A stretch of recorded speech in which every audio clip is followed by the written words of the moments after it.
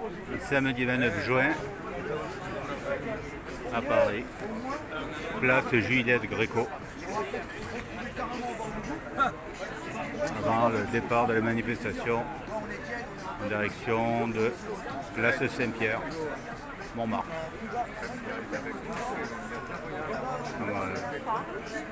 Saint-Germain-des-Prés, Juliette Gréco, il n'y aura plus jamais. Chanson écrite par Guy Béard et aussi interprétée par pas mal de chanteuses.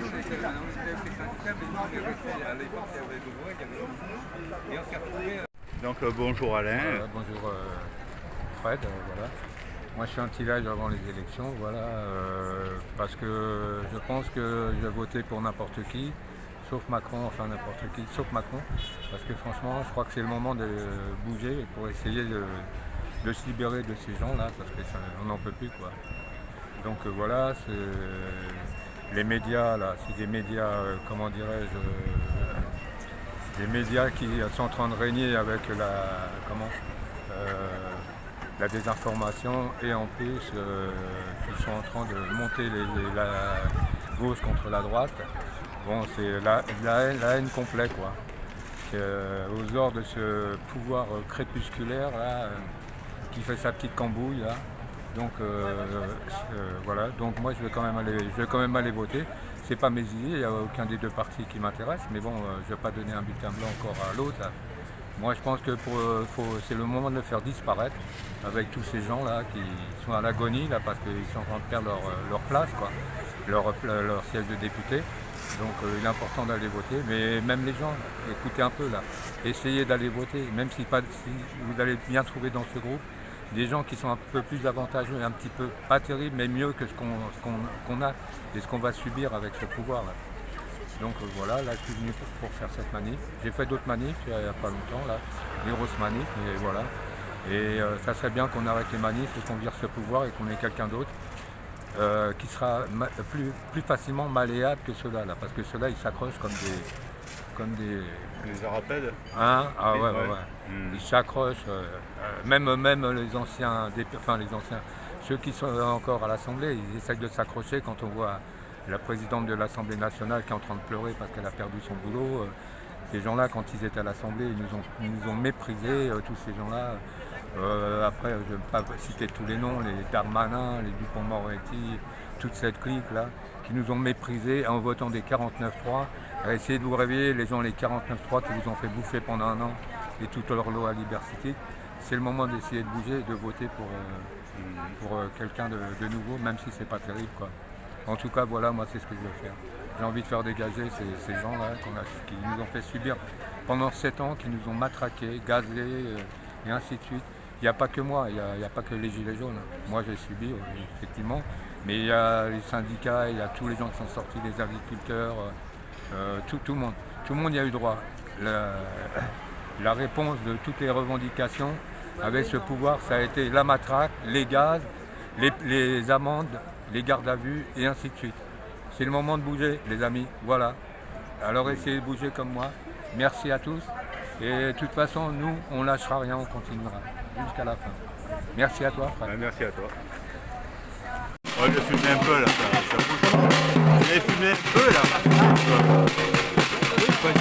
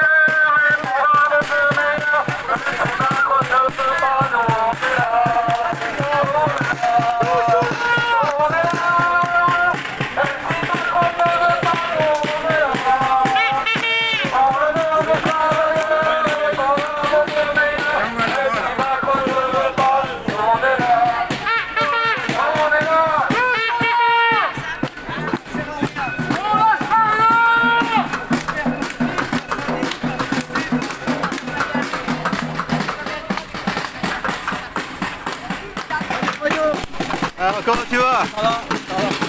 Bon, merci Kevin.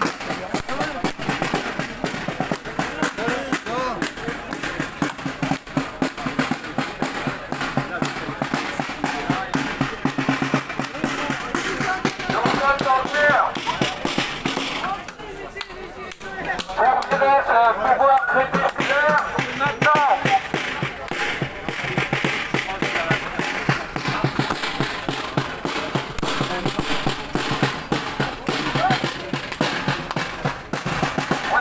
On est là.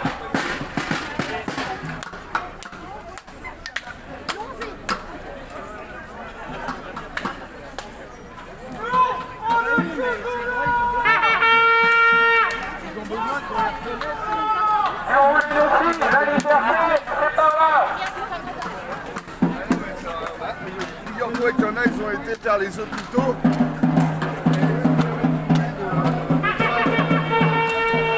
De toute façon, ça se voit quand c'est les mecs qui courent avec son sac, qui fait rien, il y a des gens qui sont. Je pas chier avec lui.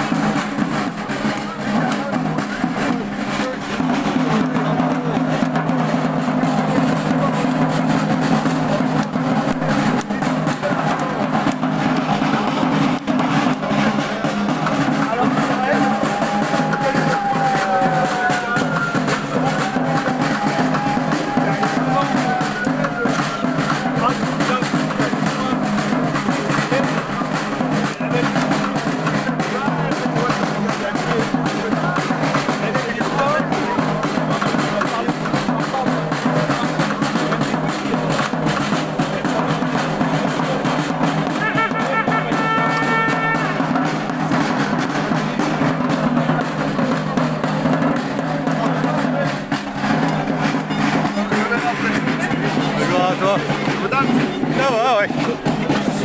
Tu as vu, regarde, Société de l'encouragement pour l'industrie nationale. Je vais le zoomer quand même.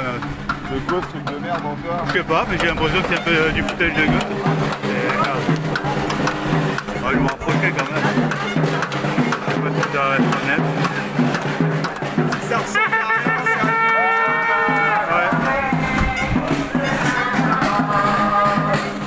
Ouais, parce qu'au niveau de l'industrie, je vois pas trop d'encouragement. Hein.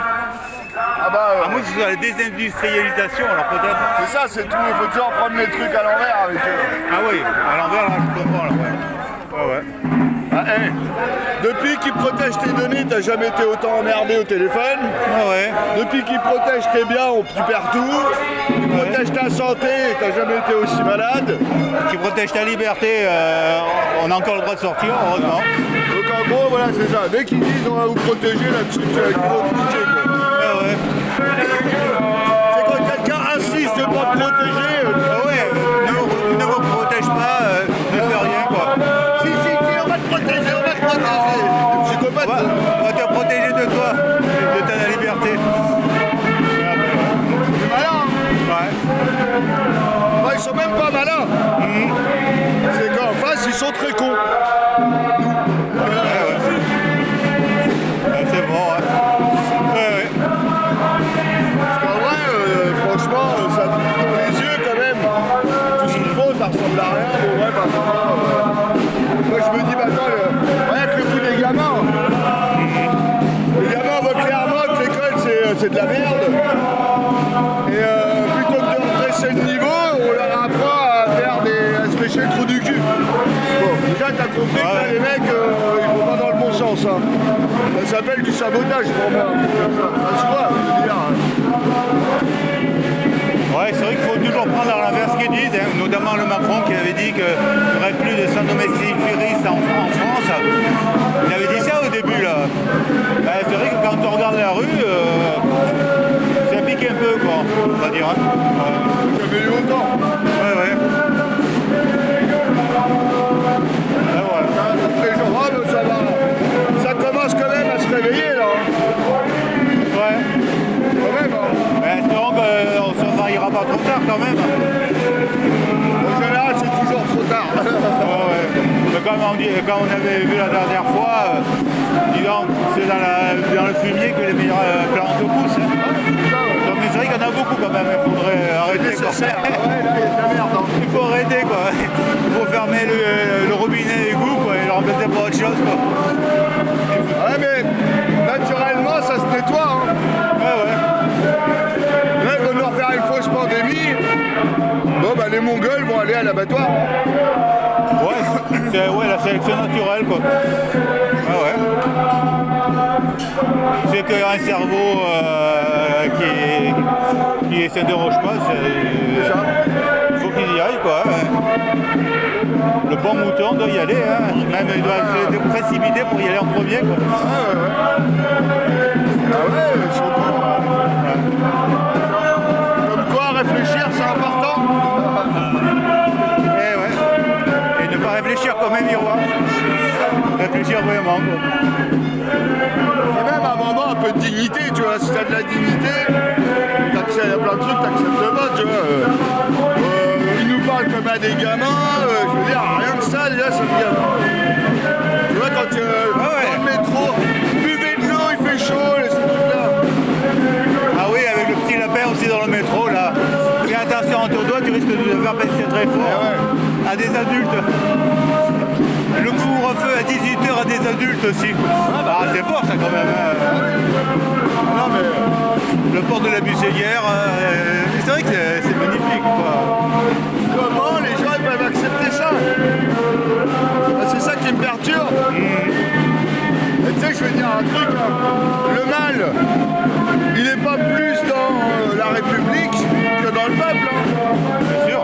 Parce qu'en réalité, c'est là qu'on voit la qualité. Ouais, il y avait une chanson de Gauthier où il parlait des moutons, tu sais, il chantait les moutons. Et après il disait le pire dans tout ça c'est la moutonnerie. C'est-à-dire le mouton quoi. C'est pas le loup le pire, c'est pas le berger, c'est le mouton quoi. Le mouton, le pire. Si le mouton il accepte, elle partira à l'abattoir. C'est lui qui Parce que si le mouton il n'était pas mauvais, eh ben, il n'accepterait pas ça. J'aurais non. Preuve comme quoi il n'est pas bon. Et que c'est le mal en personne en réalité. C'est le peuple, le mauvais. Ah ouais. Donc le peuple il est mauvais, bah. Et heureusement, parmi ces moutons, il y a quand même des moutons noirs quoi. Non, puis après être mauvais, c'est pas une maladie, ça se soigne. Quand on est dans le bouchement, hein, ça existe. Hein. Tous étaient mauvais d'ailleurs. Puis à un moment, tu décides de dire d'avoir une vie droite, quoi. Mais il y en a, ils ont du mal avec ça.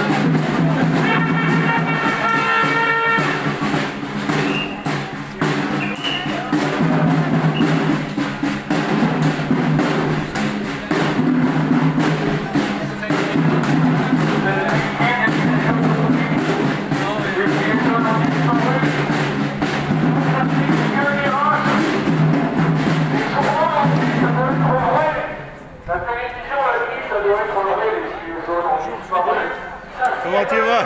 Ça va et toi? Ça va. Fidèle au poste. Alors tu es de retour alors? Ah oui. Alors tu as voté pour quel député alors cette fois-ci? Pour celui qui va à la piscine ou pas? Pas trop le choix, hein? Oui. Bah, il faudrait un député qui sache pas nager, quoi. Comme ça, il ira pas à la piscine, quoi. Mais tout ça, c'est de la poudre aux yeux. Les députés, ils n'en ont rien à foutre. On le sait, c'est des professionnels. Ils veulent être reconduits. C'est comme Hollande. Il nous a quand même apporté Cahuzac. Il nous a apporté Macron. Ouais, surtout Ah oui. Macron, hein. C'est vrai qu'il a été fort quand même. Ah oui, alors Ouais. Cahuzac se représente, Hollande se représente. C'est les mêmes, hein. Ouais, c'est deux des copains, quoi. Ouais. Maintenant, il n'a aucun pouvoir. C'est comme Macron. Il n'est pas libre. Tout ce qu'il a, c'est quelques facultés de nuisance. Mais c'est la personne qui gouverne la France, c'est Van der Leyen.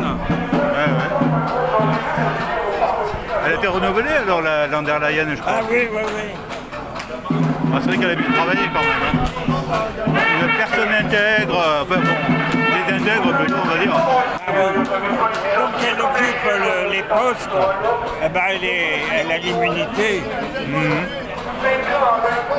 Alors bon, on reconduit, bon. Et on ne changera pas l'histoire en votant, quoi. Tout ça c'est de toute façon on vote pas, on élit. Ouais. On élit les représentants. Mais on choisit un maître, ouais. Oui, voilà, exactement.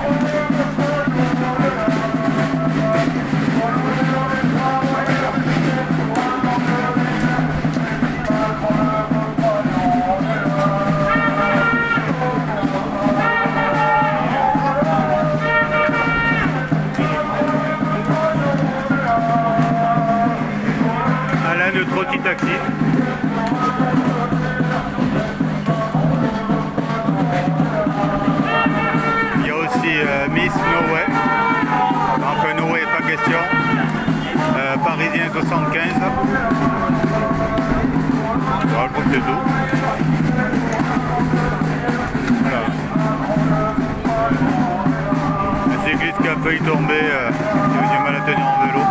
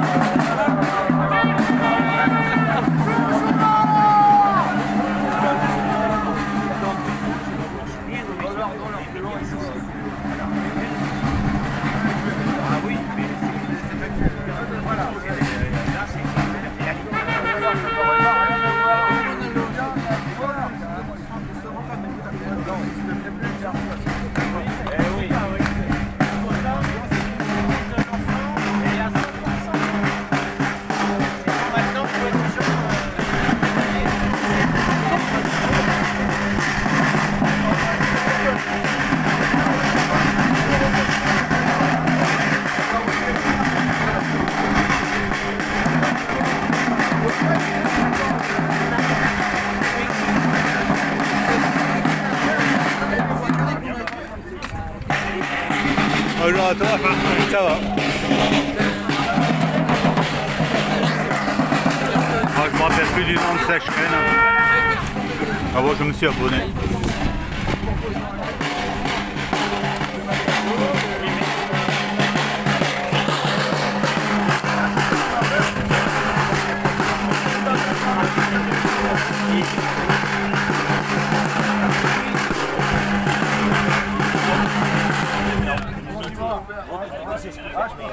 Emmanuel Macron, oh d'un con, on vient te chercher ton. Emmanuel Macron, c'est un con, on vient te chercher.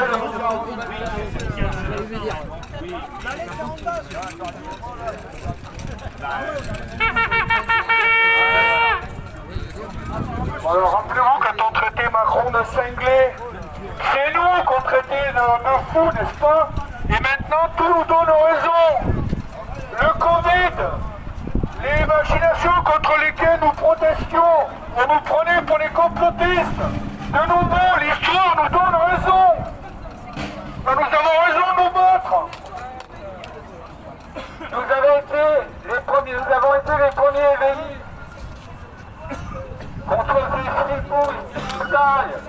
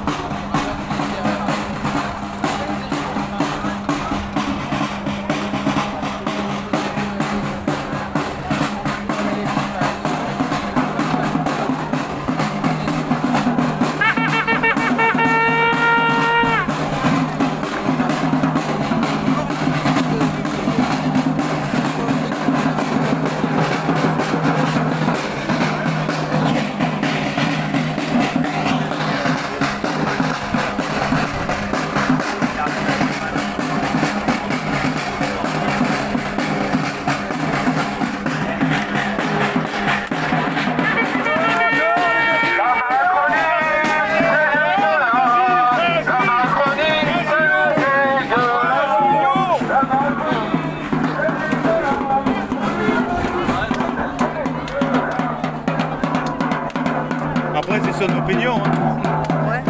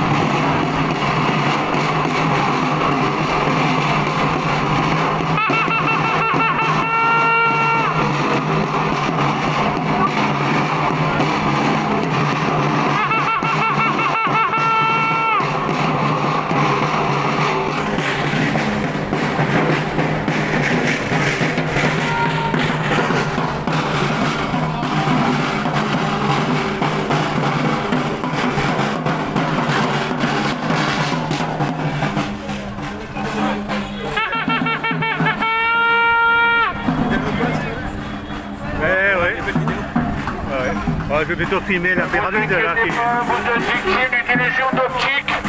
Les gilets jaunes ont disparu. Ceci est un mirage. La télévision l'a dit, ça doit être vrai. Don't worry, we are shooting an episode for Emily in Paris.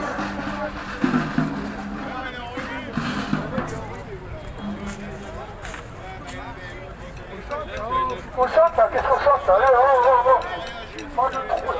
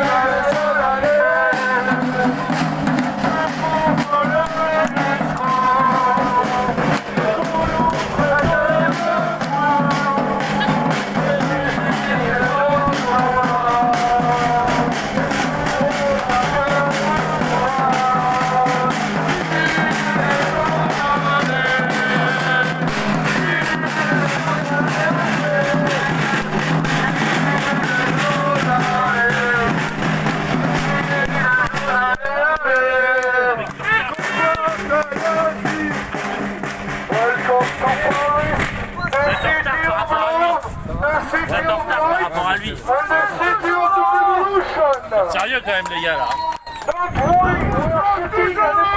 Non, on parle pas à qui. Bon, à lui, il porte la voix lui. Ah, oui, on n'a pas la voix, ouais. Ah, il faut la voix. C'est vrai. Il était Bon, c'est quelqu'un qui sait. Il a dit qu'on n'avait pas autant de voix que lui. Pourtant, on n'a pas sa présence. Il devrait venir. Ah bah non, mais c'est quoi ce qu'il dit? C'est un conseiller qui n'est pas payé. On C'est un pourrait- voilà, c'est le mec, il fait comment on appelle ça? Il y a qu'un faucon. Non, je cherche plus, ça, je trouve plus, mais c'est pas grave. Ouais, c'est. L'inspecteur des travaux finis, quoi. Ouais, ouais. C'est le mec. Ah bah toi, t'es comme ça. Il y a qu'un faucon. Il y a qu'un faucon. Ouais, ouais. Il y a qu'à faire ça, faut qu'on fasse ça. Mais moi je le fais pas, je le regarde. Donc on n'a pas besoin d'un mec comme ça. Moi, je suis pas d'accord avec toi. Ou alors tu lui dis, attends, on va te passer le mégaphone.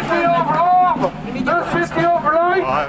Ça, c'est facile, ça, de dire, on sait pas ce que les gens... voilà. Ne nous regardez pas et Faut jamais insulter les moutons. Quoi. Quel intérêt. Moi, je les appelle les jouets de la matrice. Jouets de la matrice. Ouais, c'est vrai. Tu veux que je te fasse que je te filme ou pas? Comme tu veux, hein. Si tu n'as pas envie, je te filme pas. Voilà, non, je dirais les mêmes choses, ou peu, ou beaucoup. Je n'irai pas voter je n'ai pas voté la dernière fois pour des hommes et femmes politiques qui sont, et je pèse mes mots, qui sont vraiment corrompus, égoïstes, autosuffisants, qui n'ont aucune ambition pour l'intérêt général. Et ça fait des siècles, on va pas dire, ça fait des années, des décennies que ça dure. Je garderai ma souveraineté même sous la persécution. Voilà, donc ils vivent ce qu'ils veulent. Ce sont des êtres sans âme et ils ne font pas partie de ma famille d'âme. Et bon vent. Autant n'importe le vent. Et pas autant OTAN quoi. Voilà, bah c'est bien. Hein.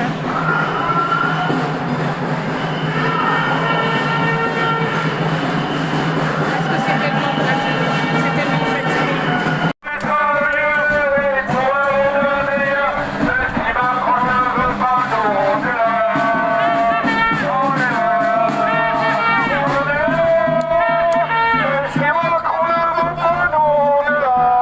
Nous nous trouvons devant le Conseil d'État. Bon, d'État en deux mots. Avec une apostrophe, hein, pas l'autre orthographe. Regarde, on est devant le Conseil d'État. On dit bonjour à Fabius.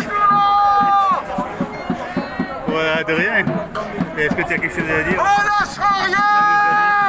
Le conseil d'état de merde, c'est ça? Ouais, c'est vrai que je pensais à ça, justement. Ouais. Parce que l'idée c'était en deux mots, mais tout dépendait de l'orthographe. Mais bon, tu as traduit mes pensées aussi. En tout cas, il y a beaucoup de policiers. Hein. Peut-être qu'ils ont peur qu'ils sortent. La petite mafia.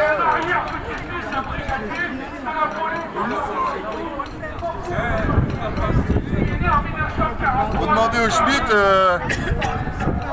il faudrait leur poser la question, et dans l'avenir, vous savez, dans l'histoire, quand on dira que vous avez été comme les nazis et tout ça, vous prendrez comment qu'est-ce que vous direz à vos enfants quand ils vous demanderont grâce à qui était possible la tyrannie, que c'était grâce à vous, vous leur direz quoi enfin, la jouer comme ça, c'est l'air, là.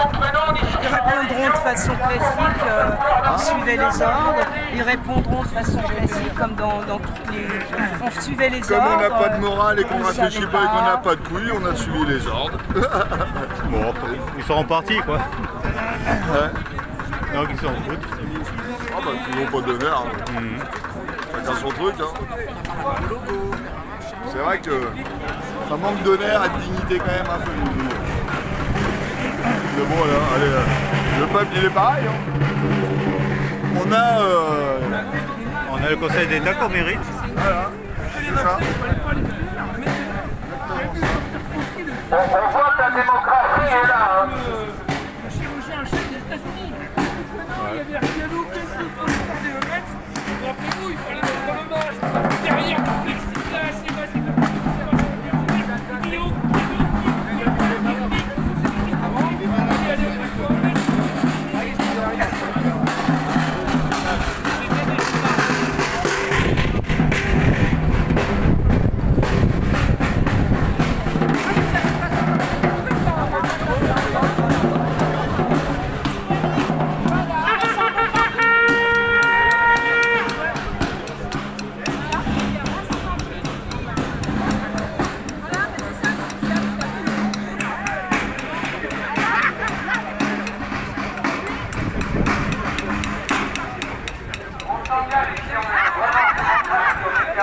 Ouais, ce qui est marquant, c'est quand même le drapeau européen bien à gauche du drapeau français. Quoique tout en haut, on voit quand même le drapeau français. Ah, c'est vrai qu'il y a plus de drapeaux français que de drapeaux européens, mais bon. Là, c'est pour le bien du peuple, comme on nous dit toujours.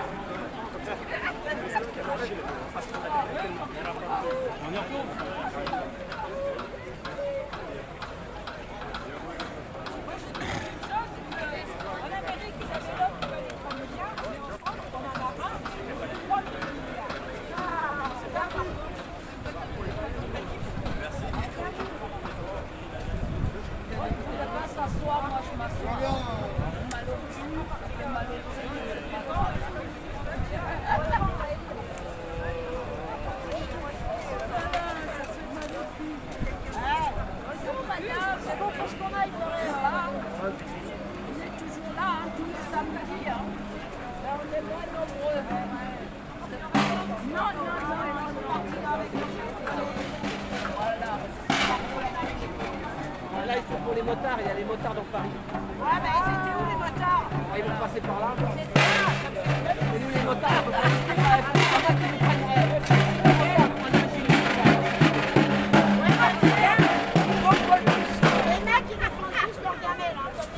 avec une personne. Nous, des fêtes.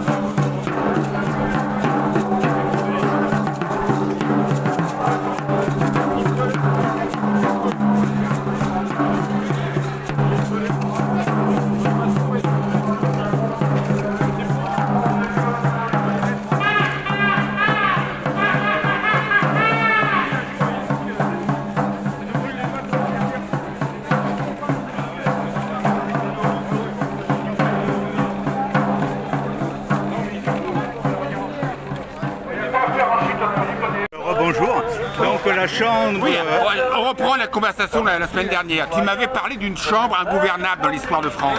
Ça me disait vaguement quelque chose, mais bon. Et là, je me suis renseigné. C'est la chambre introuvable. Ça date de 1815-1816. C'est la seconde restauration, tout de suite après Waterloo. Hein. Il y avait encore des armées d'occupation étrangère en France. Donc il y a eu une élection et la chambre était...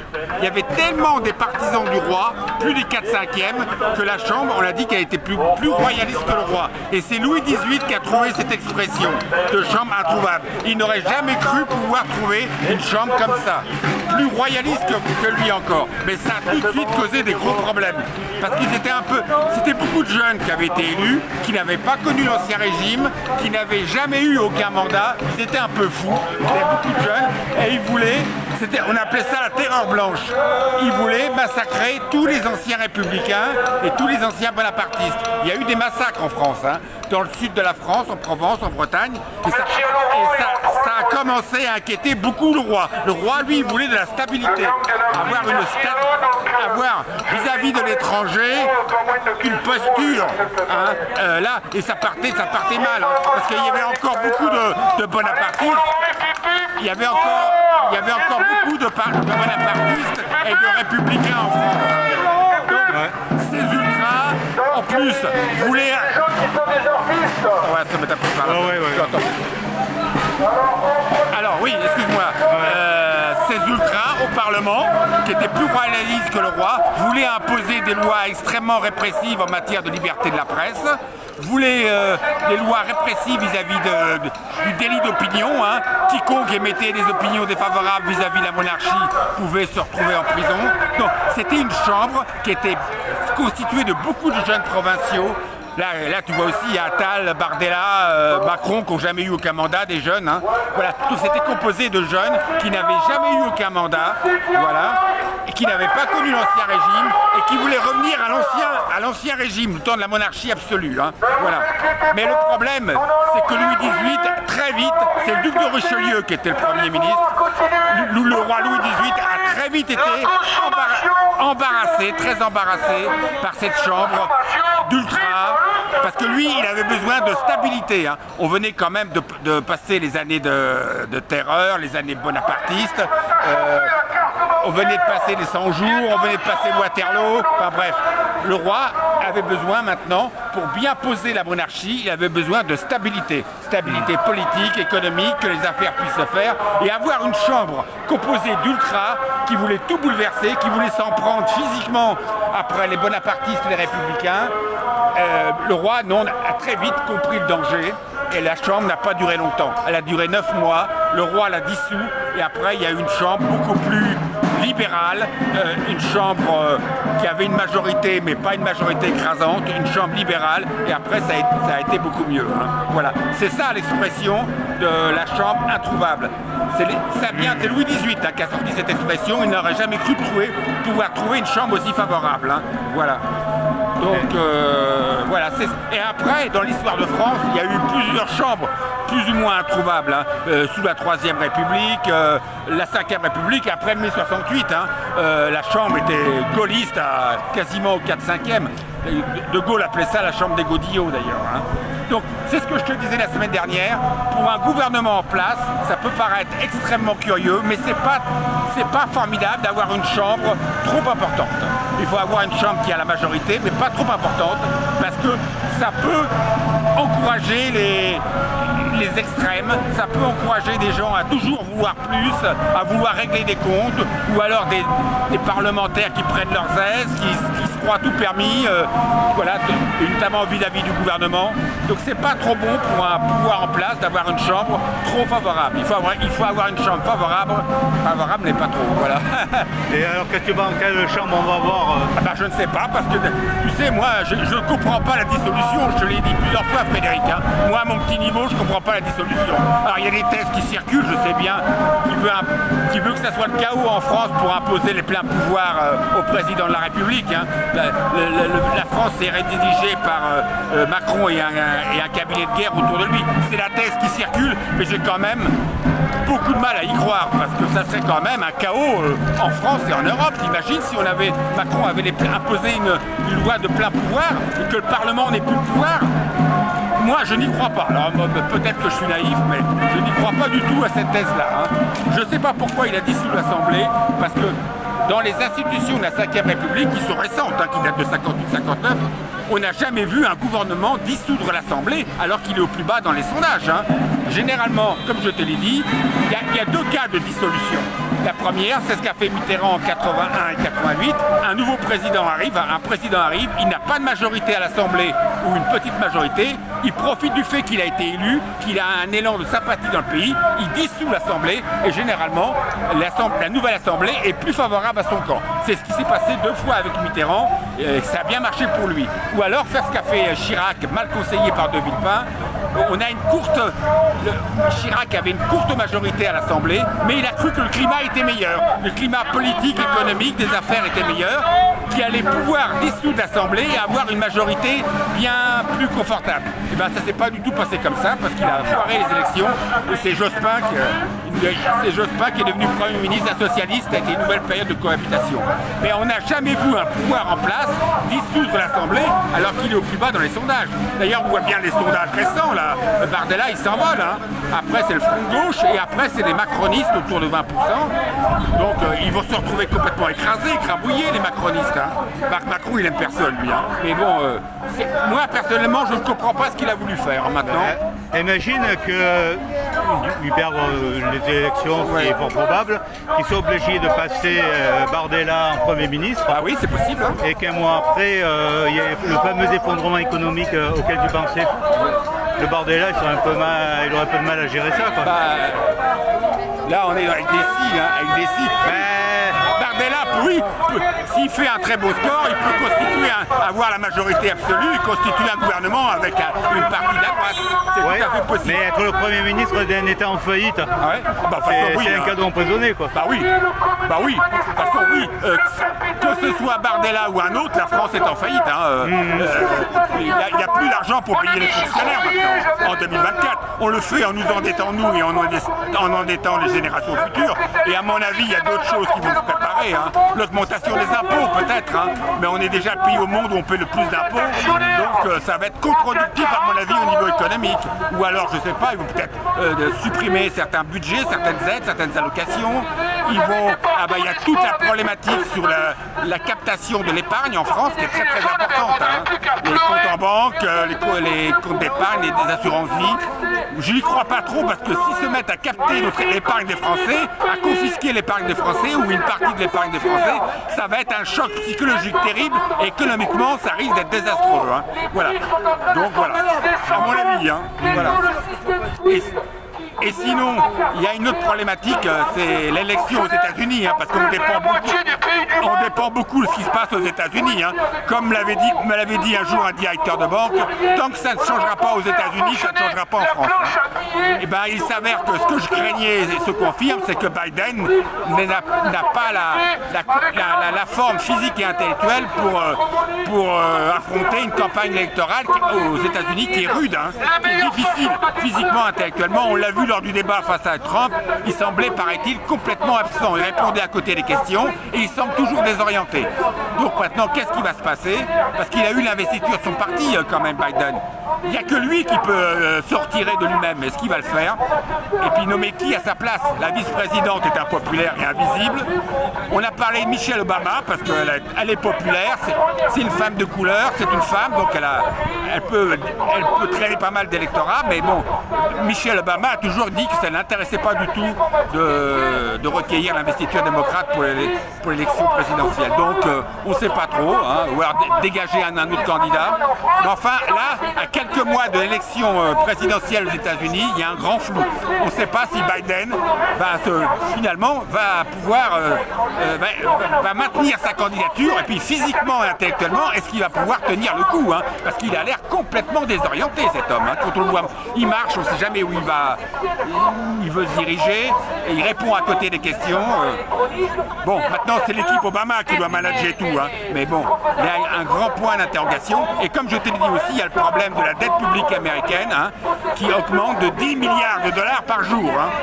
C'est quand même, là j'avoue que ça dépasse l'entendement. Hein. Voilà. Donc est-ce que ça va pouvoir tenir longtemps comme ça, en sachant quand même qu'ils ont la planche à billets, le dollar pour eux. Hein. Bon, voilà. Donc ça c'est une interrogation. Hein. Est-ce que le président Biden va pouvoir se maintenir à l'élection présidentielle et affronter la campagne qui va être rude, difficile, physiquement, intellectuellement. Et après, s'il est élu, il faudra qu'il, pendant 4 ans, qu'il tienne le coup. Mais apparemment, les sondages sont très favorables à Trump. Hein. Voilà. Trump qui déteste Macron. Hein. Trump a dit sur Macron, Macron transforme en merde tout ce qui touche. Alors, si Trump est élu, alors ça va être quelque chose avec Macron. Hein. Trump déteste Macron. Il a dit Macron transforme en merde tout ce qu'il touche. Donc ça va être folklorique, la relation entre la France et les États-Unis, si Trump est élu. Voilà. Voilà, donc pour l'instant, il faut attendre les résultats des votes, demain et dimanche, voir ce que ça va donner. Alors pour l'instant, le scénario qui se dessine, c'est que le RN avec la droite va pouvoir avoir la majorité absolue. Hein. Mais Olivier a dit pas de politique avant la manif. Hein. Pas de politique, on ne prend pas parti. Les gilets jaunes ne prennent pas parti. Donc moi, je ne prendrai pas parti. Moi, je n'ai jamais caché que je votais à gauche. Mais maintenant, j'ai les amis qui votent RN. Hein. Je ne veux pas rentrer trop dans la politique, mais bon, ça va être un choc quand même. Hein. Ouais, mais quand tu vois que le RN et la droite seront majoritaires, ouais. Mais c'était Macron et la droite qui étaient majoritaires. Ouais. Donc la droite va changer et va passer de Macron au RN. C'est pas impossible. Hein, ouais, c'est pas impossible. Il faut attendre pour voir. Il mange la bonne gamelle. Quoi, donc, voilà. Faut voir ce que ça va donner. Ou alors le RN et la droite n'aura pas la majorité absolue. On peut imaginer un gouvernement d'union nationale face au RN. Avec le parti de Macron, la gauche et la droite qui n'est pas RN. On peut imaginer ça. Mais dans tous les cas de figure, c'est quand même... il y a énormément d'incertitudes hein, et de questionnements là. Hein, parce que là, voilà, on ne sait pas trop. En plus, ce qui est grave, c'est que le contexte économique et financier de la France est très très mauvais. Il n'y aurait pas ça à la limite. Voilà, donc on attend, on voit Tansi, voir ce que ça va donner, mais... Je sais pas comment tu vois les choses, toi, mais c'est quand même... Ah, je me dis qu'il faut attendre, on verra bien. Ouais, il faut attendre, on verra bien, parce que là... Après, bonne surprise ou mauvaise surprise. Ouais. Bon. Il faut attendre, on verra bien. En plus, tout cela est très précipité. Il aurait mieux valu voter à la rentrée, dans un climat un peu apaisé, après les JO. Mais l'autre... le Macron là, je pense qu'il a une maladie mentale. Moi je pense, c'est mon ressenti, il a une maladie mentale qui se creuse. Et comme il est entouré de gens qui le flattent du matin au soir, parce que si tu ne le flattes pas du matin au soir, tu restes pas dans son entourage. Il est entouré. Les milieux financiers et économiques sont très remontés contre Macron là, en ce moment. Ce qui s'était jamais vu jusqu'à présent. Hein. Malgré le fait qu'il a fait flamber la dette de 1000 milliards d'euros depuis 2017. Mais là, les milieux financiers et économiques sont très remontés contre lui, contre cette dissolution. Bon, maintenant, à notre petit niveau, on ne peut que aller voter. On va voter, on verra bien le résultat des élections. Mais là, on est dans une période de grande incertitude et de beaucoup de questionnements. Hein. Qu'est-ce que ça va donner tout ça? Je ne sais pas. En tout cas, jusqu'à présent, le peuple a bien choisi quand il avait voté, notamment quand il avait dit non à Maastricht. Ouais. Bon, on ne l'a pas écouté, mais... Espérons que le peuple choisira bien, quoi. Oui. D'accord. Bah oui, hein. On n'a pas... Il faut aller voter. En tout cas, il faut aller voter. Bah, merci pour ton conseil.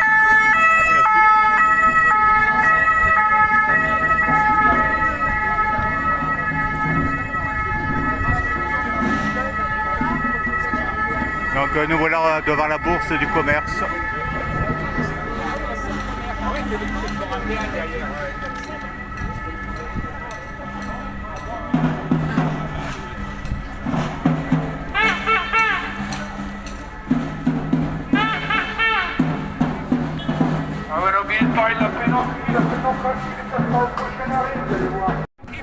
Bonjour Alexis. Bonjour. Ça va, alors aujourd'hui tu n'avais pas trop la pêche, non? Tu étais un peu fatigué? Je suis un peu fatigué, mais bon là je me suis requinqué avec ma boisson gazeuse sans alcool. Je précise, hein, parce que je n'en bois jamais. De l'alcool quoi, mais tu bois de l'eau quoi. De l'eau, c'est de l'eau on va dire de l'eau gazeuse pour on va dire déconseillée aux enfants. Et il y a du sucre ou pas dedans? Non. Ah, sans sucre? Jamais. C'est toujours sans sucre. même si c'est pas la boisson, je dirais, idéale pour tout le monde. Mais comme je dis aujourd'hui, je préfère avoir le sucre dans une pâtisserie, dans un yaourt, que dans une boisson liquide que je vais avaler en 2 secondes. Et tu bois du café toi ou pas? Chocolat. Chocolat? Et il y a du sucre dans le chocolat, non? Alors il y a beaucoup de sucre. Ah ouais. Il y a beaucoup, et le pire c'est que j'en rajoute. Enfin pas du sucre, mais je rajoute des morceaux de chocolat en plus pour avoir plus de chocolat Ah ouais. au fond du bol. Oui, pour augmenter le taux de chocolat quoi. Voilà. Ah ouais. Parce qu'après c'est ma séance de sport, quelque part ça me... Ah ouais. Entre ça et en ce moment c'est des viennoiseries, c'est des brioches, voilà, brioche. Ah ouais. Donc entre ça et ça, après finalement je me rends compte qu'avec le sport finalement j'ai quasiment rien bouffé. Ah ouais. Quasiment rien. Le rapport calories, tu consommes et tu dépenses. J'ai tout bouffé. Tu dépenses plus que ce que tu consommes en calories. Ouais. Quoi. Ah ouais. Mais bon après je me rattrape quand j'ai l'opportunité en vente ou... Après je ne peux pas trop en parler. Ouais. Mais je me débrouille quand même après. Mais c'est vrai que je perds tout. Et est-ce que tu consommes la viande? Est-ce que la viande ou les fromages? Ouais, j'ai mangé une entrecôte tout à l'heure. Charal. Très bon. Ouais. C'est excellent. Avec du poivre?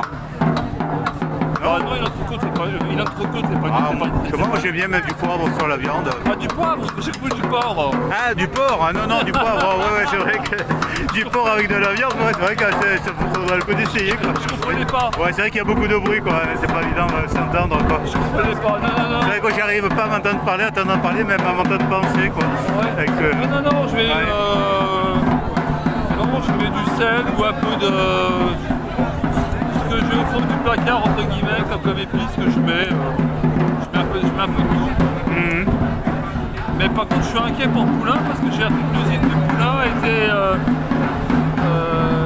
La seule et unique usine de Poulain, elle est fermée. Ah ouais? Donc, je ne sais pas si cette usine sera reprise par quelqu'un ou elle tombera dans l'oubli. Elle sera encore vendue à un pays étranger alors? Poulain c'est français, non? Poulain c'est français, oui, ça date de 1800, je ne sais plus comment. Et Poulain vient du nom du fondateur. Ouais. Voilà. Mais bon, c'est des parties remises, mais j'ai fait un stock de chocolat Poulain suite à des promos qu'il y avait. Ouais. Et je me dis, si par hasard il devait arrêter le chocolat, après j'aurais plus de chocolat le matin. Donc j'aimais bien prendre le chocolat. Donc, Bon, il n'y a pas que Poulain, il y en a d'autres qui produisent du chocolat. Pas du niveau, quoi. Pas pareil. Rien d'équivalent. Rien d'équivalent. Le reste, c'est que de la poudre qui part aussi vite qu'on le met. J'aime bien justement quand il reste à une trace de chocolat. C'est un plaisir. Et le chocolat Poulain, c'est le seul qui le fasse. Ouais. Donc là, je suis un petit peu... Il y a une époque, il y avait Leader Price, qui était un concurrent de Poulain, qui faisait un chocolat comme j'aime manger. Puis un beau jour, sans crier gare, ils ont changé de recette. Et ils ont copié comme les autres, comme le bento ou le banania ou le machin là, une poudre qui, même si elle verse toute la boîte, il n'y a aucune trace à l'intérieur. Il n'y a pas de... Ouais, c'est la poudre soluble, quoi. Voilà, j'aime pas. J'aime pas, il reste plus rien. J'aime bien avoir des grumeaux de chocolat. Toujours avoir un peu de chocolat à la fin. Toujours. Donc à la limite, ce que tu vas faire, c'est prendre des carreaux de chocolat, râper avec une râpe par-dessus pour simuler le... mais moi je mets des carrés de chocolat. Ouais. Ah ouais, c'est pour ça que j'ai ajouté les carrés de chocolat, ouais, c'est vrai. J'ai des carrés de chocolat, c'est pas le chocolat qui manque chez moi. Ouais. Donc j'en profite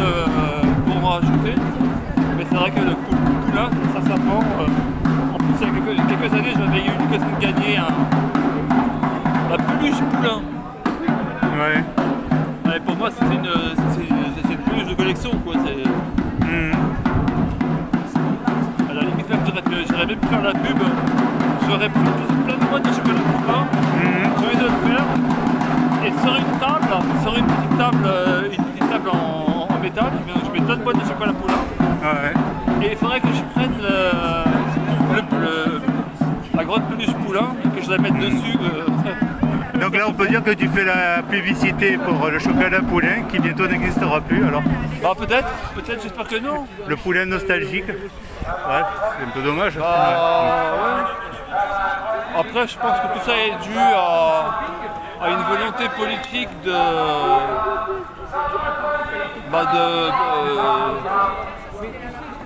Enfin, c'est une entreprise française qui va disparaître en plus. Quoi. Bah une de plus, ouais. Une de plus. Non, mais disons que c'est une autre. Disons que. Ils n'ont rien fait pour la sauvegarde des entreprises en France. Il n'y a rien qui est fait pour aider ceux qui veulent entreprendre. D'ailleurs, ceux qui se disent, on va dire, indépendants en étant entrepreneurs, ils ne sont pas vraiment indépendants. Puisque le jour où l'État décide de fermer leur commerce pour une maladie par exemple quelconque, il la ferme. Et aussi qu'ils décident que celui-là est essentiel, celui-là n'est pas essentiel. Voilà. Il est essentiel d'acheter des cigarettes, de l'alcool. Il n'est pas essentiel de lire un livre. C'est vrai que c'est la mode nouveau monde. Quoi. Les gens consomment énormément d'alcool. Ouais.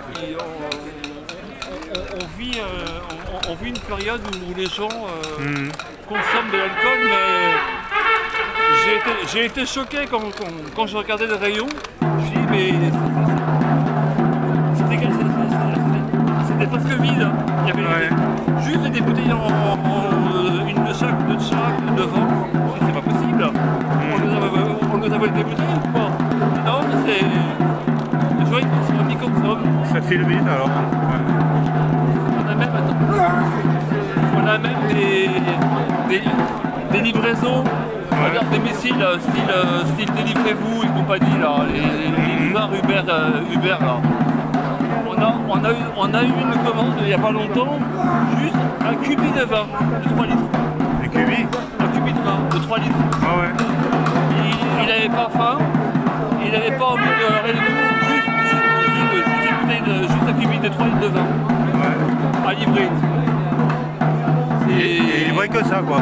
Hein? Et il voulait que ça. Il voulait que ça en sa commande. Et il n'y a pas si longtemps, il y en avait un, il voulait 3 bouteilles d'alcool fort. J'ai pris la bouteille, 25 € la bouteille. Ouais, c'est une belle consommation. Hein. Alors, je vous conseille de ne pas boire de l'alcool. Je dis, je vous conseille de ne pas boire de l'alcool. C'est souvent, quand on parle d'alcool, boire au consommer. L'abus d'alcool est dangereux pour la santé, comme on le dit. Je vous déconseille fortement pour votre santé physique, morale et même pour votre peau. Évitez de consommer ce genre de choses. Du moins avec excès. Même si c'est essentiel. Alors c'est essentiel pour l'État parce que ça rapporte énormément de taxes. Taxes sécu, TVA, et après je sais pas si ça va d'autres. Mais ça rapporte. Je me rappelle qu'à l'époque de la fameuse maladie, si tu avais une canette de bière à la main, tu n'étais pas obligé d'avoir la muselière.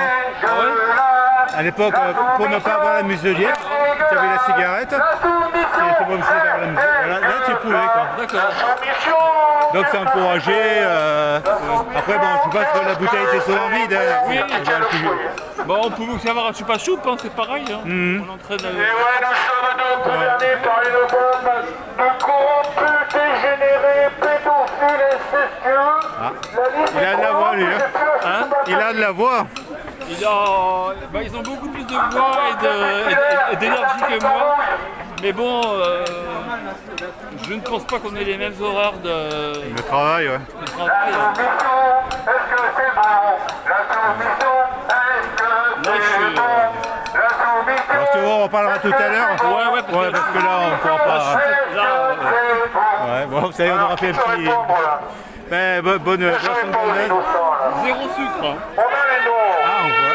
On a Zéro les noms, on a sucre. fait des listes. Et ça s'appelle comment là, la marque? Monster. Monstre, ultra Ultra machin. couleur bleu clair qui montre le rafraîchissement, la couleur, non, Ouais. un peu comme un glaçon. Et c'est quoi, c'est du faux sucre? C'est pas du sucre, C'est né du courant. Ouais, enfin c'est pas... Et on y va là. Bon après je sais bien que c'est pas un produit... Il n'y a pas de cas brûlé là ou quoi? Mais bon, Pas mal quand même. Hein. Déjà avec cette chaleur, c'est bien au bord, hein, sinon. ouais. Après, on ne vit qu'une fois, ça me fait plaisir. Donc comme je suis là, je profite. Vous êtes victime d'une illusion.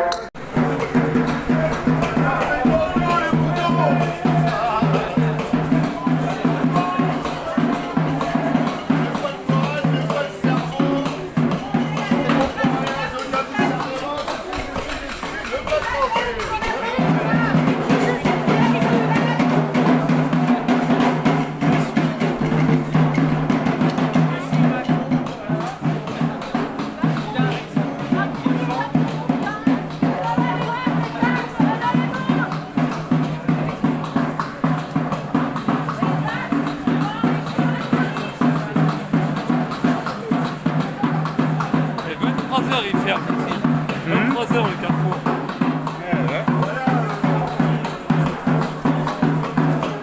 Ah, s'il n'y a que d'ouvert. Hein. Oui, ils sont ouverts 16h par jour.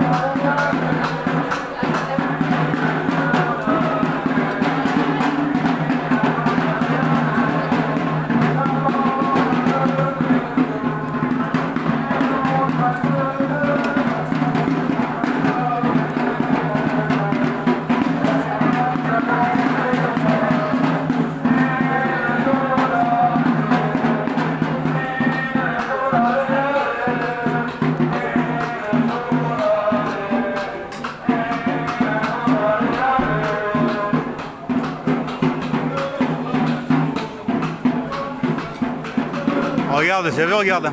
Fermeture définitive. Ouais, le 8 juin. Ouais. Déménage. Dans le Marais, je crois. Marais, je pense. Ils ont refusé Aurélia.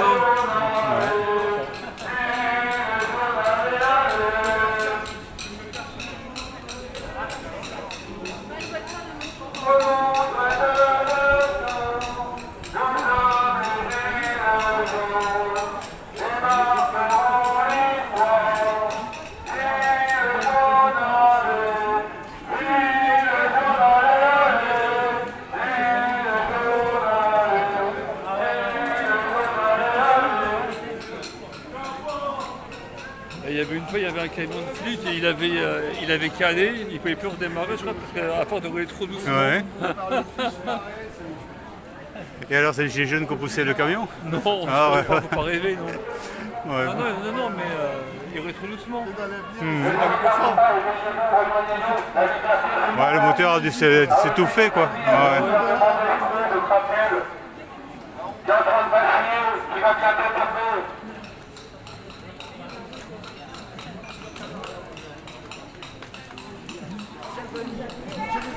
Aidé par ces médias véreux.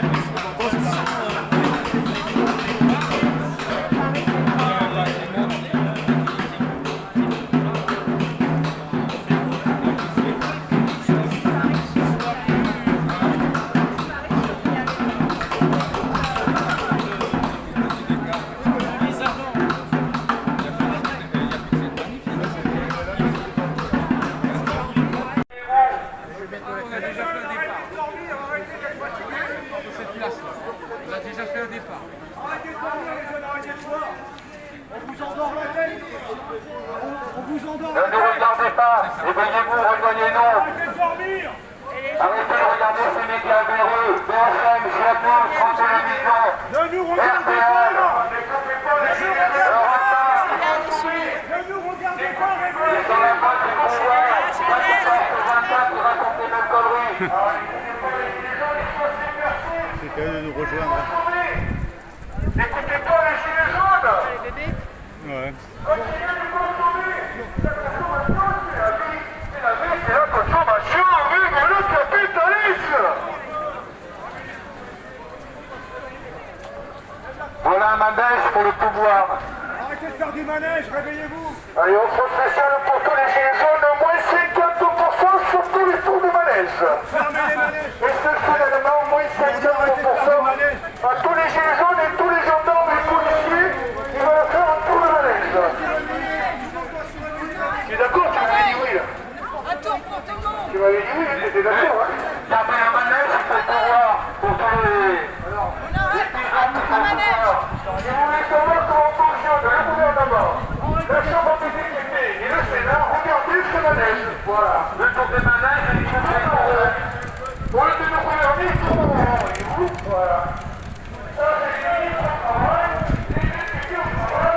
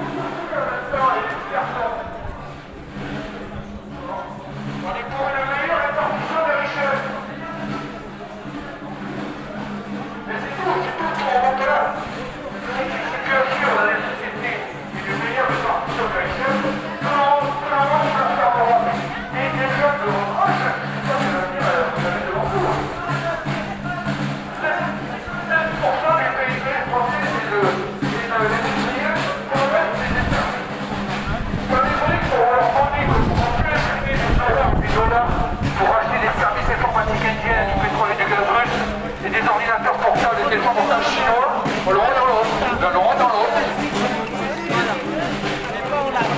Non, elle rentre, c'est ce qu'on veut avoir.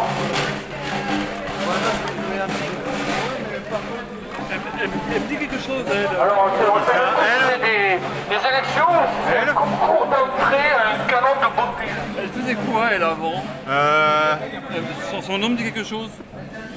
Loris Saillet. Laurent Saillet. Laurence Saillet. Avec Gabriel Hanal, là. Elle me dit quelque chose. Alors, Sylvain Maillard, suppléante. Ouais. C'est Gabriel Hanal. C'est votre député, lui. L'anal, c'est marqué dessus. Hein. Attends, mets-toi devant parce qu'il y a les flics là-bas. Ah, mince. Non, mets-toi devant, bouge pas, mets-toi plus près. Tu le connais sur le diable, un truc. Ah ouais. Attends, je filme pas alors.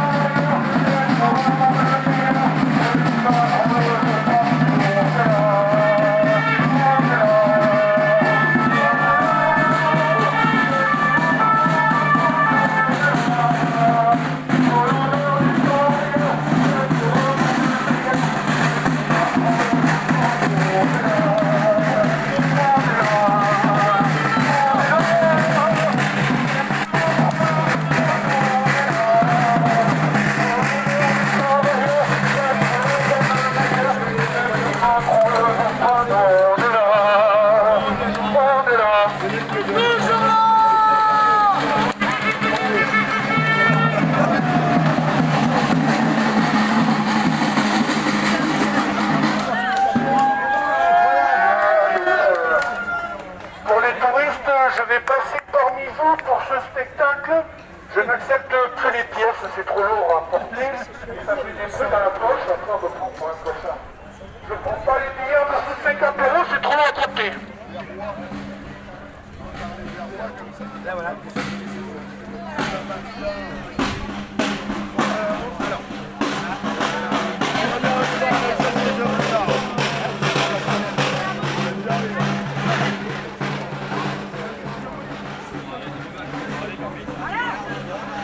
Bonjour à toi.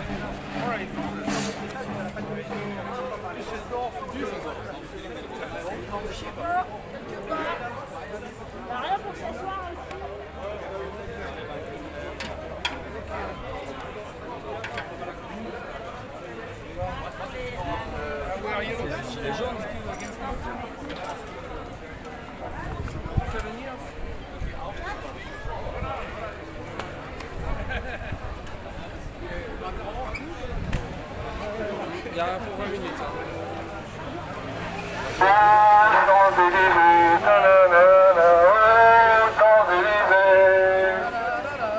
Au soleil, sous la pluie, à midi ou à minuit, il y a tout ce que vous voulez aux Champs-Élysées. Oh, Champs-Élysées, la la la la la.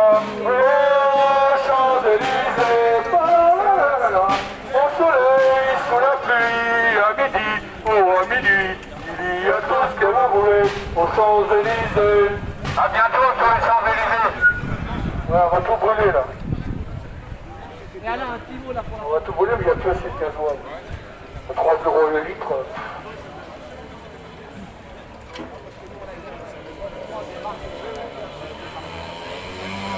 Donc bonjour Philippe. Merci, Comme bonjour. base. Donc c'est Fred ton prénom du coup Frédéric, ouais. Frédéric. Ouais, ouais. Ben, Philippe Combas, je suis gilet jaune depuis l'acte 11, c'était donc début 2019. Je me suis fait nasser à... Je suis juif, j'avais mangé avec des amis juifs derrière Bastille, je me fais nasser dans Bastille. Je me rends compte que les gens avec qui je parle en gilet jaune sont des gens tout à fait sensés. C'est les policiers, donc je vous disais que j'avais été nassé la première fois à l'acte 11. Et avant l'acte 11, je regardais des émissions sur BFM le soir. Et je disais mais qu'est-ce que c'est que tous ces emmerdeurs de gilets jaunes? Puis je me fais nasser quand je suis juif, j'avais mangé avec des amis juifs derrière la Bastille. Et je me fais nasser, les flics disent non vous pouvez pas sortir. À l'époque je ne connaissais pas le mot nasser, je me retrouve donc nassé avec les gilets jaunes. Je parle avec eux, ils m'ont l'air d'être des gens complètement sensés et qui parlaient très bien. Je dis mais c'est pas du tout les cinglés qu'on nous présente tous les soirs à la télé. Tout d'un coup j'entends ouais il y a Rodriguez qui vient de se faire flasher un œil, donc je n'étais même pas au courant qui était l'officiel. Je le vois passer à côté de moi avec du sang, etc. Je voyais que les flics ne cherchaient pas du tout à faire la paix, mais ils cherchaient à envenimer les choses en faisant des charges débiles, en nous balançant des masques. C'était fin février, il y avait de la boue de partout, il y avait un chantier sur Bastille, j'avais des godasses de vide toutes dégueulassées. Donc alors ce soir, je me suis dit, bon, ben, je vais voir ce soir ce qu'ils racontent. Je mets la chaîne et je vois, ouais, les gilets jaunes ont tout cassé, des salopards. Je dis, mais c'est pas du tout ça qui s'est passé à partir de là. J'ai pris un vieux gros téléphone que je mettais autour de mon cou et j'y suis allé en disant, je suis journaliste. Et les filles me disaient, oui, vous n'avez pas votre bandeau. Et je m'étais renseigné avant, je leur disais, non, mais je l'attends, je vais bien me dire. Alors mettez-moi le journaliste, faites pas chier. Et donc, au bout de 3 ou 4 fois, en tant que faux journaliste, je dis non, mais. Et le soir, à chaque fois, je regardais, ils racontaient pas ce que j'avais vu. Donc après, j'achète un gilet jaune et je suis allé carrément avec un gilet jaune. Voilà. Donc voilà pourquoi je suis arrivé là. Alors c'est bien parce que tout ce qu'on racontait comme étant des choses complotistes, maintenant s'avère être la vérité, n'est-ce pas? On dirait. Hein. Voilà, donc Macron, on disait que c'était un cinglé, mais c'était nous les fous de le dénoncer. Maintenant, même les journalistes, on commence à se demander s'ils n'ont pas protégé un cinglé depuis 7 ans. Ils sont bons, ils font leur travail de journaliste, ils sont efficaces. Voilà. Moi, je me suis présenté aux élections il y a 2 ans aux législatives. Ça m'a coûté 2 500 €. Moi, quand je me suis dit, tiens, je vais retourner, je dis non, je ne vais pas retourner, coller les affiches en 3 semaines, etc. C'est débile. Donc, tous les partis principaux sont obligés d'y retourner. Même ceux qui ont fait 3% aux européennes, à qui on va rembourser les frais de campagne, mais pas avant 6 ou 7 mois. Donc, les mecs, ils doivent ressortir 4 millions d'euros, 10 millions d'euros, plus remotiver les troupes à aller tout. Ils doivent prendre Macron pour un cinglé. Même ces troupes, ils savent qu'ils vont se faire tirer comme des lapins, alors qu'ils avaient réussi à se faire élire sur un malentendu la dernière fois, alors en 2022. Là, ça va être la chasse à court. Tous les gens vont faire exprès de voter pour les autres, pour faire barrage à Macron. Donc, même dans son camp, il va être détesté. Donc maintenant, les journalistes vont le détester. Si les députés qui vont perdre leur siège à cause de lui vont râler, etc. etc. Donc, il réussit à faire la haine contre lui. Alors à mon avis, ce qui va se passer, c'est ce que je disais tout à l'heure à Alain, c'est que Macron va faire jouer l'article 16. Et tout le monde va dire super, il y a les Jeux Olympiques qui arrivent, il prend les pouvoirs pendant un temps qu'il est seul à déterminer, mais à mon avis ça va être un an. Donc pendant un an, il va nous refaire le coup. On est géré par un conseil de guerre, donc c'est protégé par le secret militaire. Donc on saura ce qu'il avait dit lors des fameux comités Covid, on le saura que dans 25 ans, je crois, le temps que ça soit déclassifié. Donc pareil, pendant un an, il va nous faire le coup. Comprenez, les Jeux Olympiques, ils avaient le tout brûlé à cause du résultat, Bardella, gna gna gna. Ça va toujours être la faute des autres et jamais la faute à Macron. Et dans un an, il va dire, bon, mais ça y est, je retire l'article 16, je prends plus tous les pouvoirs, je rends le pouvoir au peuple, mais pour ça, je redissous l'Assemblée. Je vous jure que dans un an, il va redissoudre l'Assemblée en disant, j'ai gardé le pouvoir trop longtemps pendant un an. Fois, alors. Mais oui, non, mais tous les un an. Ah ouais, tous les Non mais ans. ce mec-là, de toute façon, mais à sa place, je ferais pareil, c'est assez malin quand même.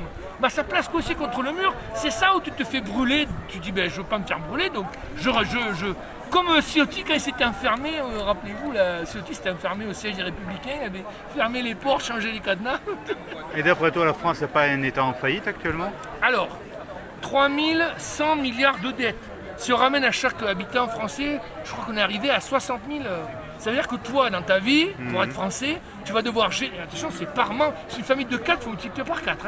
Donc toi, tu dois générer assez d'argent pour te loger, te nourrir pendant toute ta vie, te loger, t'acheter un toit, des maisons, des voitures, etc. Et en plus, il faut que tu génères assez de richesse pour rembourser 60 000 euros de dette. Non, mais tu as joué ça où, toi?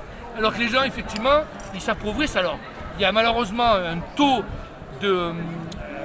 Comment ça s'appelle, la distorsion entre les très riches et les très pauvres, qui est en train, ce que j'avais vu aux États-Unis. C'est-à-dire, il y a les très riches et les très pauvres aux États-Unis. Il y a une inégalité des richesses énorme qui est en train d'arriver en France. La France a battu tous les records de millionnaires par nombre d'habitants. Donc, c'est-à-dire qu'en France, il y a une petite marge qui s'enrichit, mais moi, je fréquente les restaurants du cœur tous les soirs, ou bien que ce soit les restaurants du cœur ou d'autres associations, la Chorba. Donc, je vois qu'on augmente. Il y a 3 millions de Français et de Françaises qui sont basculés en dessous du seuil de la pauvreté pendant les 2 ans de Covid. Or, les milliardaires à la louche, les 50 premiers ou les 10 premiers, ils ont vu leur fortune multipliée par 2 pendant le Covid. Pourquoi? Parce qu'en fait, Macron s'est mis à injecter plein d'argent en disant on veut maintenir l'économie à flot, personne bosse, donc on injecte de l'argent. Mais l'argent était allé directement à la bourse. Le seul truc n'était pas fermé, parce que tu pouvais continuer à trader, à faire du trading pendant le Covid. Et l'argent, il n'y avait plus ça à faire. Donc la bourse a monté. Donc l'argent qu'il a injecté, soi-disant, pour relancer l'économie, a surtout fait monter les valeurs boursières. Mais la vraie économie, elle s'est appauvrie, enfin, elle s'est décrépite en France. Donc je vous rappelle qu'on n'a plus que 7% du PIB industriel. C'est-à-dire qu'à un moment où les BRICS, qui représentent déjà plus de la moitié de la population du monde, et plus de 50% des réserves de pétrole et de gaz prouvées, bientôt ils vont dire écoutez, vous n'allez plus imprimer des euros ou des dollars, maintenant on s'en fout, on a une autre monnaie. On est sorti du système SWIFT de vos cartes bancaires, on ne pouvait même pas le transfert bancaire. Par contre, vous construisez un Airbus à 320 et nous on vous donnera l'équivalent en pétrole et en gaz d'Arabie Saoudite ou de Russie, en service informatique indien et en téléphone portable de Chine. Sinon ils vont nous dire vos euros et vos dollars, vous voulez fouter au truc, ça ne vaut plus rien. Ça s'appelle des monnaies de Ponzi. Donc là, on va se réveiller en disant mais il y en a quoi à vendre? On n'a plus que 7% du PIB industriel, alors que nos voisins italiens et anglais, et bien entendu américains, donc les Britanniques ils sont encore, je crois, 16%, alors que j'ai vécu 4 ans en Angleterre, ils sont beaucoup sur les services, eux aussi. Mais eux, ils se sont mis dans une île, ils ont fait des lois spéciales pour pouvoir faire du trading machin à la place de Londres, donc ils vont s'en sortir comme toujours avec les Anglais. Ils filent à l'anglaise, comme d'habitude, quand le bateau coule, ils filent à l'anglaise. Donc il va rester l'Europe continentale. Et on sera la peau de chagrin, on n'a plus rien à vendre. Alors que justement, comme on n'a pas de richesse, ni pétrole, ni gaz, ni diamant, ni cacao, ni rien, on est fait pour commercer avec nos voisins naturels que sont le continent africain et le gros bloc soviétique, russe, etc. On s'en fout de comment on l'appelle. Donc eux, ils nous donnent des matières premières et nous, on leur donne des produits manufacturés. C'est exactement la même philosophie que le Japon, qui est un pays tout petit. On ne peut pas faire pousser des vignes, des tomates, etc. au Japon. Donc, le Japon est devenu un super empire industriel, donc ils vendent des produits manufacturiers, par exemple aux Chinois qui étaient à côté, et les Chinois leur vendaient des tomates, etc. Tout ce que le Japon ne pouvait pas. Et finalement, c'est pas être dépendant de faire ça. Là, on nous dit l'Europe était trop dépendante du gaz et du pétrole russe, il fallait casser ça. Je dis très bien, mais alors le Canada qui vend 100% de son gaz à l'export, aux États-Unis, je veux dire au Canada, mais réveillez-vous les Canadiens, il ne faut pas avoir un seul client comme la Russie, il faut vous diversifier. Ils vont dire, vous êtes fous, ça coûte super cher. Là, on a un pipeline qui a été tiré, Moi, je suis un ancien de Gaz de France, direction du transport. Donc, les pipelines et le gaz liquéfié, j'ai travaillé 2 ans là-dessus. Donc, c'est très simple. Une fois que l'ouvrage est construit, il faut qu'il fonctionne pendant 20 ans. Parce qu'il faut rembourser les banques qui nous ont prêté un ouvrage, c'est à peu près entre 5 et 10 milliards de dollars. Les 2 gazoducs qui ont explosé sous la mer, ils étaient chacun à 6 milliards de dollars. Gaz de France, ça n'existe plus, ça a été... Non, mais c'est menacé. Alors, le Gaz de France a été mis au sein de Engie, c'est-à-dire avec Suez, où j'ai aussi d'ailleurs travaillé. Donc mes 2 anciennes entreprises ont fini par fusionner entre elles, mais la partie gaz liquéfié a été revendue à Total il y a 3 ou 4 ans. Et le premier importateur de gaz américain vers l'Europe, c'est Total Energy. D'ailleurs, c'est très mauvais parce que c'est du gaz de schiste. Donc, nous en Europe, la Commission européenne, qui est aux mains des Américains, je vous dis tout de suite la vérité, dit le gaz de schiste en Europe, il y en a plein, mais on ne va pas le faire parce que ça pollue. Très bien, alors dans ce cas-là, bon, ça pollue, très bien, mais alors pourquoi on importe du gaz de schiste américain qui pollue la même chose que dès que les molécules arrivent dans l'atmosphère, tout de suite elle est mélangée par les vents, etc. Il n'y a pas de problème. La pollution chinoise ne reste pas au-dessus de la Chine, la pollution des gaz de schiste américains ne reste pas. Donc vous avez les fuites de gaz, chaque molécule de gaz représente 83 fois le potentiel de réchauffement de la molécule de CO2 qu'elle va finalement devenir. Donc vous avez les fuites lors de l'exploitation des gaz de schiste au niveau américain. Ensuite vous avez des tuyaux, autre fuite. Ensuite vous avez un problème de liquéfaction qui consomme beaucoup d'énergie. Vous perdez de l'énergie et il y a encore des fuites. Ensuite c'est dans un méthanier, j'ai bossé à des anciens marins qui me disent un méthanier, il y a une double coque mais il y a quand même du gaz qui finit par migrer et nous on le brûlait dans les brûleurs, donc il y a des fuites de gaz. Ensuite vous le regazéifiez côté français. Vous avez de nouveau des fuites de gaz et là ça rentre dans les tuyaux et ça va de partout, je vous rappelle qu'il y a des fuites de gaz. Donc au lieu de faire le gaz de schiste français qui enrichirait au moins des exploitants français, non, on va enrichir les Américains en payant 4 fois le prix du gaz que les Russes nous vendaient avec un ouvrage qui était construit. Tu construis une autoroute pour les taxis. Avignon-Paris, les banques te prêtent 5 milliards de dollars. Et le moment où tu ouvres l'autoroute, tu vas dire vous allez bien rire, il n'y a aucune voiture qui passera, il n'y a aucun camion qui passera, personne ne paiera le fameux péage qui remboursait les banques. Mais les banques ne vont pas dire mais vous avez le sens de l'humour. Les banques vont dire mais nous on rigole pas, nous il n'y a pas de sens de l'humour. Donc là, qui avait intérêt à acheter cher aux Américains leur gaz de schiste. Néanmoins, il y a beaucoup de. Comme l'industrie allemande tournait beaucoup au gaz qui arrivait de Russie depuis longtemps. Les gazoducs, ils arrivaient tous plus ou moins en Tchécoslovaquie, à l'époque c'était encore le même pays. Pologne et Druzhba, ça veut dire l'amitié en russe, ça arrivait à travers l'Ukraine. Tchécoslovaquie, ça remontait vers l'Allemagne. Donc l'Allemagne tournait avec du gaz russe. L'économie allemande, c'est-à-dire l'industrie. Là, ils sont en train de fermer les usines et les ouvrent aux États-Unis. Là, ils ne payent pas 4 fois le prix. Et aussi, on a fermé les mines de charbon à une certaine époque. Alors, on avait des mines de charbon. J'ai vécu au Royaume-Uni pendant 4 ans. Allez, bah, mercredi. Non, mais on s'est tiré une belle dans le pied. Le peu d'énergie qu'on avait, on l'a fermé, comme tu dis, les mines de charbon. Ou changeur des mines, alors je connais un peu. J'ai visité une mine de charbon avant qu'elle ferme. C'était à Gardanne, à côté d'Aix-en-Provence. Donc on n'a plus de charbon français, on a tout fermé. Alors pour retrouver les compétences, les centrales nucléaires, il faut 20 ans pour les construire et les faire marcher, on n'y arrive même pas. Donc à horizon 20 ans, on sera tous morts. Le gaz russe, on s'est tiré une balle dans le pied. Donc je veux dire, là, il y a la décrépitude qui nous attend. Je veux dire, moi je pleure, je dis en rigolant avec un sourire, mais je me demande si les gens qui nous dirigent, vraiment nous dirigent en fonction de l'intérêt des Français ou alors de l'intérêt d'autres puissances. Parce que De Gaulle avait dit, un État n'a pas d'amis, un État n'a que des intérêts. On n'est pas l'ami des Américains, on n'est pas non plus l'ami des Russes. Moi j'ai vécu 4 ans en Russie, les Russes ils nous aiment bien, mais bon, s'il faut faire un bon coup, ils le feront sur notre dos.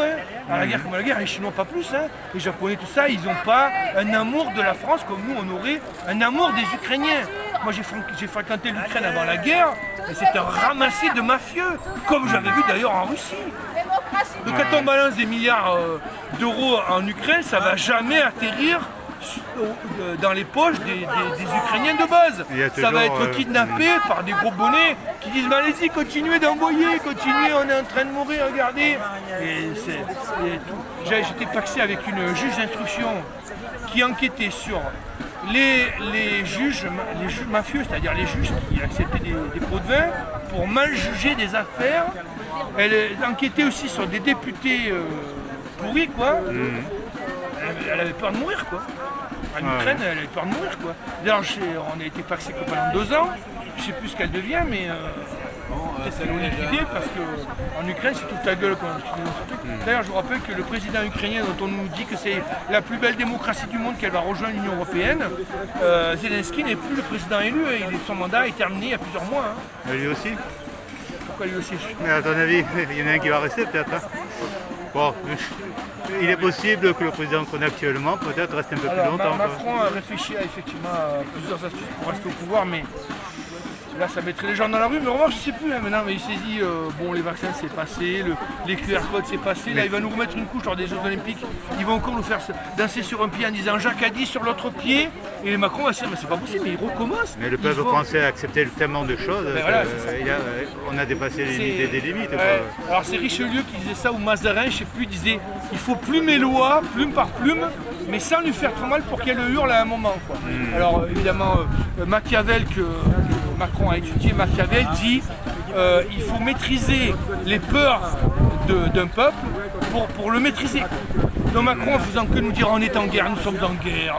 Alors ça y est, il va encore en trouver une guerre. Hein. Donc là, il va dire vous êtes une guerre, tout le monde se réfugie dans ses jupes, quoi, comme la maman qui protège ses petits.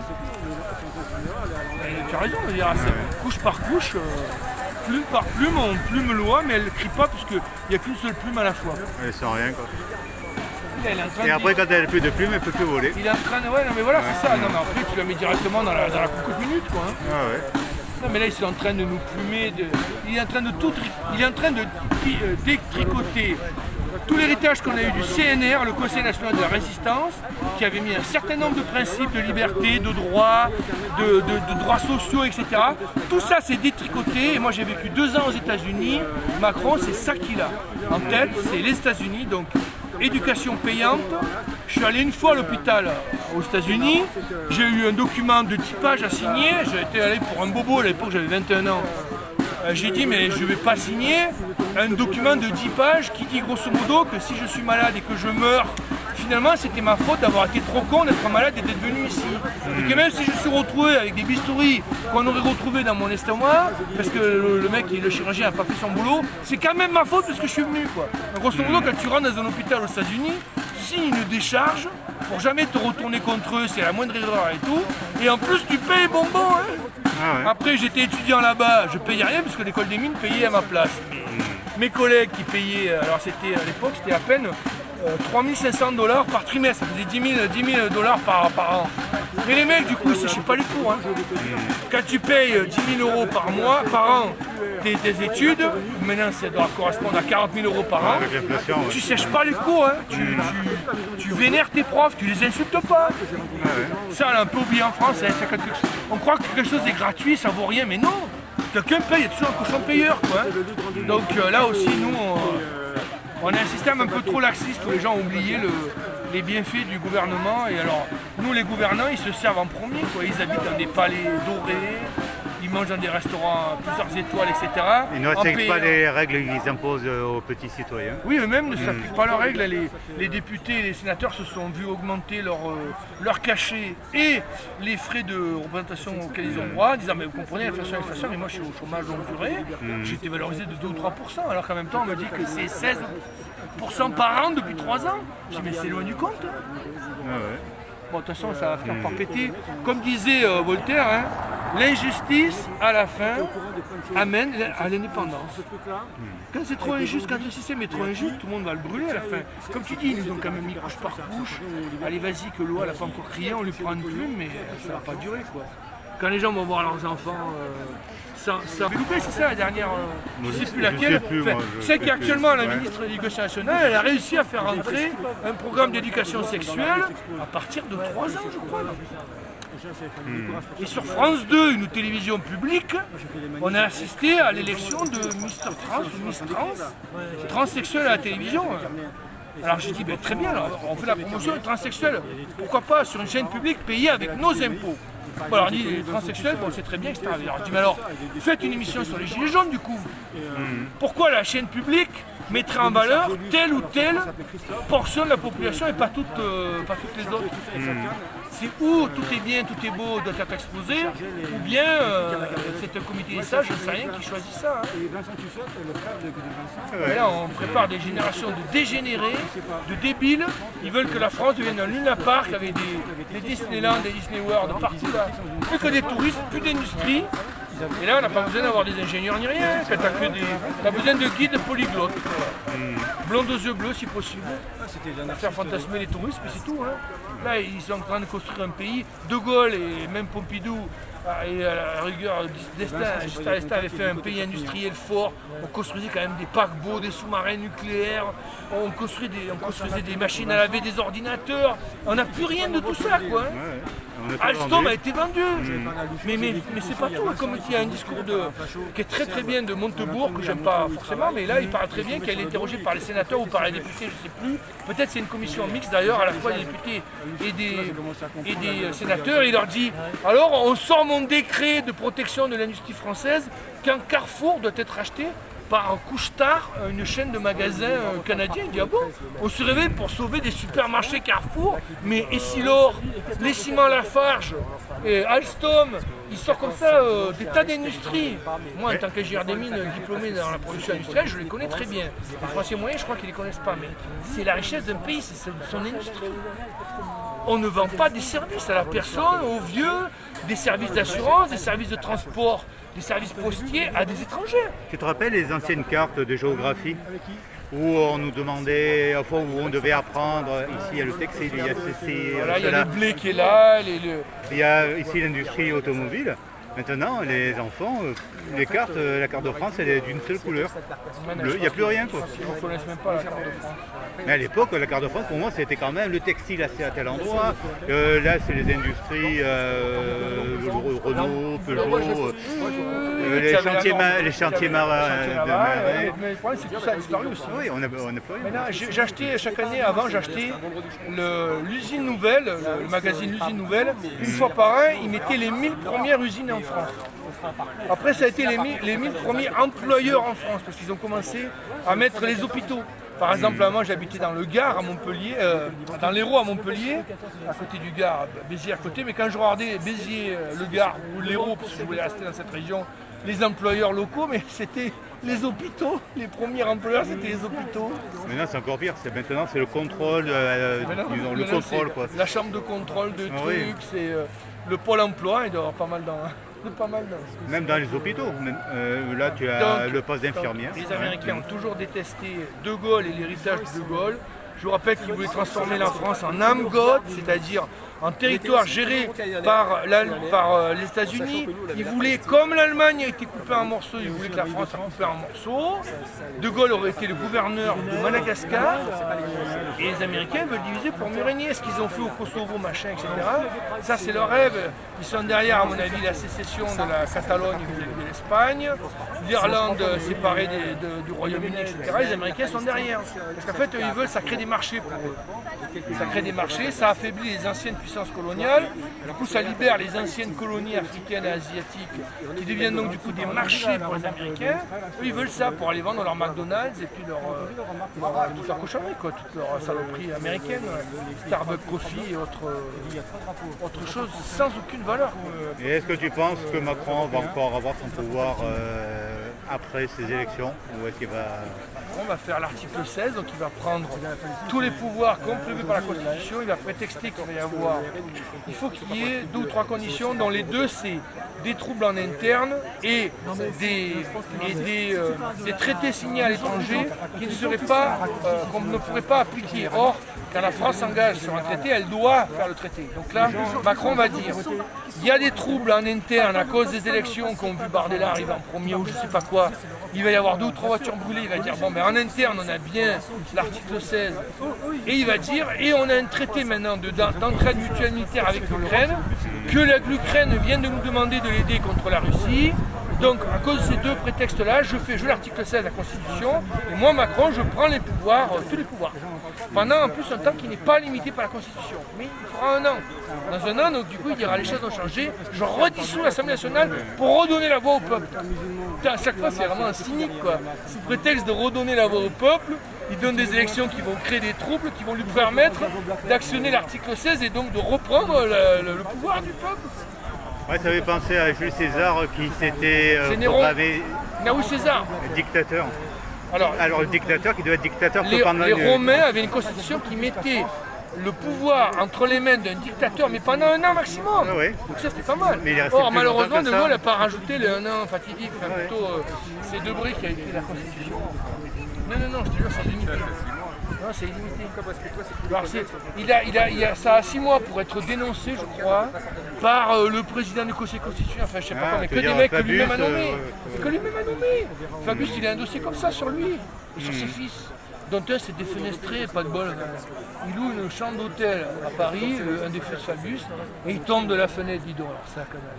Le mec, quand toi t'as déjà couché à l'hôtel, tu pousses là, et tu tombes. C'est quand même bizarre. Bon, je vais arrêter là.